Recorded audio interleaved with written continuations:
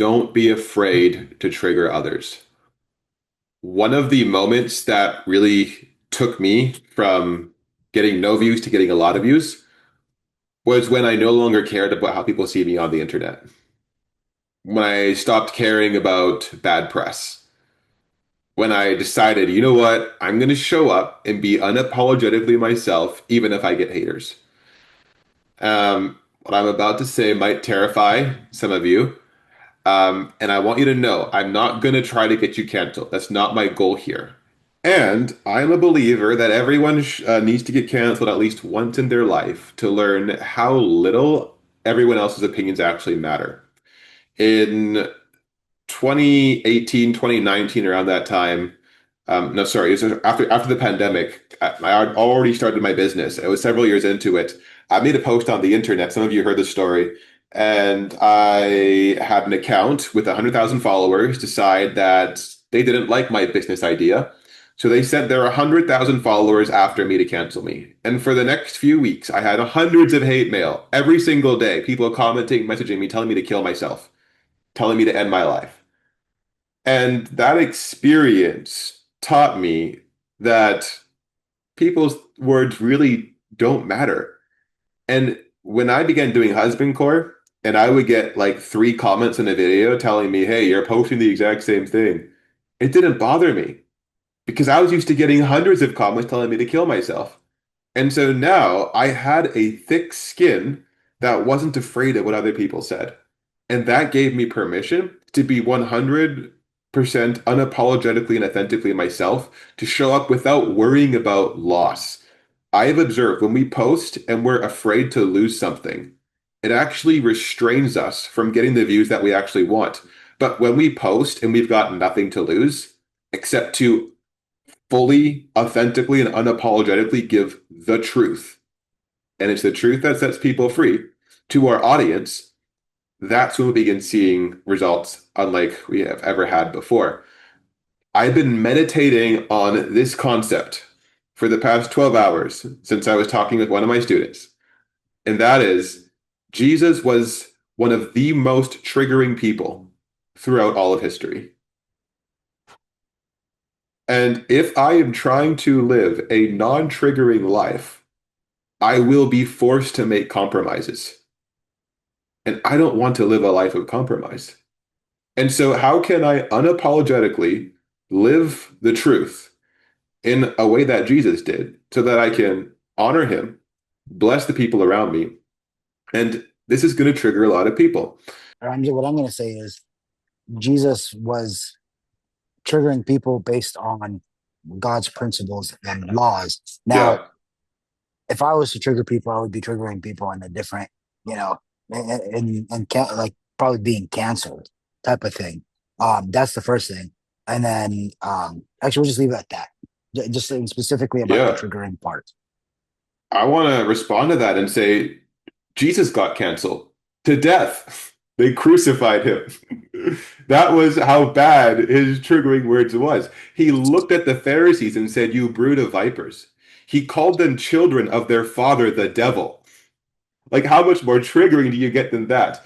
In this ancient Middle Eastern culture, he let women touch his feet at dinner. He let women rub his feet at dinner. How triggering is that? I don't know if you guys have watched The Chosen. I used to, one of the most impactful stories in my whole life was when Mary broke the alabaster jar on his feet. She gave everything, right? I always thought that was beautiful. I never understood how triggering that was to that culture at that time until I watched The Chosen with my wife a few days ago.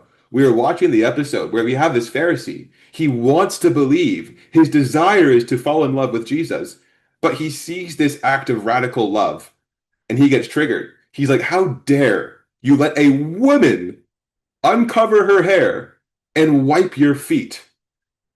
And he just gets pissed off and leaves. And Jesus, and this is Mark, here's what I want you to hear. Jesus lost a follower that day. And the question, and Jesus was like, I'm about my father's business. The question is, am I willing to lose followers because of what I believe in? There is a movie you guys may or may not have heard of called Hamilton. It's a musical about Alexander Hamilton. And there was this one principle that really bothered me when I was younger, we're talking like 2020, 2021, earlier on back in the pandemic. I remember watching this and I was triggered by something that happened in the movie, and that was that Alexander Hamilton was a man with very strong beliefs. And there was another guy who was trying to run for president. I forget his name. I can find his name if that's relevant for us. But this guy, he didn't stand for anything. And in the musical, Alexander Hamilton kept on calling him out. He was like, how is anyone going to back you up for president if you don't stand for anything? If you're just trying to please everyone, if you're not willing to piss anybody off. And in the end, this guy ran for president and lost. And so that hit me because I realized, wow, I'm actually trying to please everyone. I don't want to lose any followers. I don't want to lose any friends. Therefore, I am, what do you call it? Dumbing down. I'm watering out the truth because I desire acceptance more than truth. And something snapped in me before I started posting Husband Core where I said, you know what? I don't care if I trigger the world. I'm going to trigger them while being authentically myself. And if people don't like it, that's okay. Maybe I'm not for them. But I believe there are going to be people who do resonate with my message, who maybe are too afraid to say the things I'm saying. You know, one of the things I did in every single video for a while there is I said, like, I was using language like, I don't know if God is going to come through. And I would use language of doubting God. And how many people madly in love with Jesus doubt him every single week, but are too afraid to say it? So they put on a good Christian front and they act like everything is okay and they act like they trust him and they've never doubted him in their lives. When in reality, we're all struggling with the exact same thing. We're just too afraid to say it because we don't want to get canceled.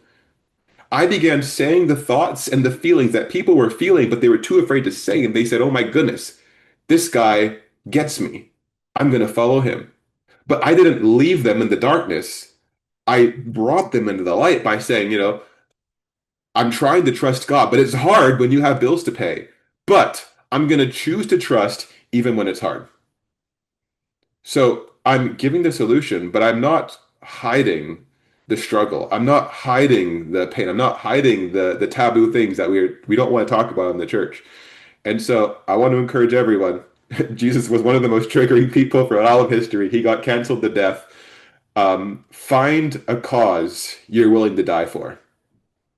That's the way Jesus did it. And if you do, you might be able to start a movement just like him. And if I am about my father's business, I'm going to be offending a lot of people. Now, here's the thing. We don't offend people to offend. Our goal is not to offend. The question is, am I free enough to be able to say what I believe in and not worry about whether or not it's going to offend? I don't try to offend. I just want to help people make the world a better place. And sometimes, like for my students I'm working with, sometimes one of my students, they'll have a belief that's holding them back. And I have to be willing to offend my student and tell them, hey, this video sucks. And that was a struggle for me. When I first started coaching guys, I can't tell you how hard it was for me to tell Mike he had a bad video. I can't tell you how hard it was for me to tell my students because I just wanted to be liked and accepted. I'm like, don't cancel your coaching subscription. Like, I'm just going to give you. And I realized they're like, no, Mike, you were one of the people who broke this in me. Mike, you said, Jesse, I come from a football background. We do American football. You said, our coaches, they were tough on us. And that's what made us grow. You said, I want you to be tough on me, Jesse. I want you to give me honest feedback. I want you to tear into me if you have to. Tell me what I need to do to blow up, to succeed. And that, Mike, gave me the freedom to be willing to offend you guys so that you can grow. And when we can begin to approach our content this way, that's when we're going to begin unlocking hearts and unlocking lives and helping people become who God created them to be. So